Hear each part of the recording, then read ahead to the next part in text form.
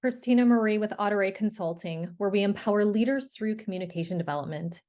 So here's a buzzword for you that we hear all the time recently in the last few days, weeks, months, and that is storytelling. And what is the big deal about storytelling anyways? We didn't hear about storytelling in business 15 years ago, 10 years ago, 5 years ago, really. It just has become more prominent in the last couple of years. And here is the reason why, and why it is essential that you include some form of storytelling within your business to thrive and succeed. So, when we think about storytelling, we think, okay, what's the big deal? We can make a connection. We throw some emotional pieces in there, and that's all true. But here's the backstory as to why storytelling is so powerful and it's essential.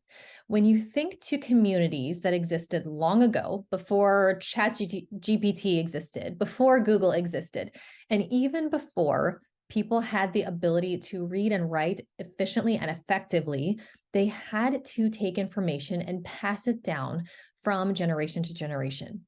And they did that through storytelling. And this is why they were able to take those important pieces, their values, their mission, what they stood for, their lessons they wanted their younger people and their community to adhere to and to learn. And they shared it through stories because, number one, it is memorable. People remember facts and they remember logistical pieces of information and rational pieces of information, and they can keep that in their memory bank, but it doesn't always stick long term unless it's something you're using fairly often. But when you throw content and information into a story, it makes it much more robust and it is much easier to remember. There's a connecting point from the humanistic side of things.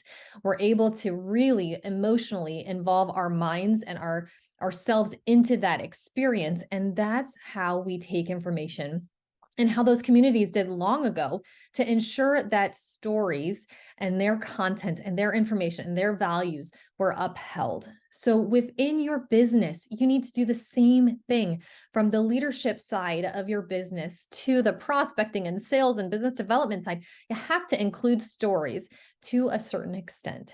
So if you want some ideas on how to do that, feel free to reach out. I'm happy to give you some ideas, or we can schedule a call and chat. So as always, if you like my content, please like, share, comment. The more that you do that, the more it reaches other professionals and organizations to help them improve their communication skills as well. So as you go throughout this week and next week, I challenge you, try to include some snippets of stories into your conversation and see how that resonates with your conversational partners.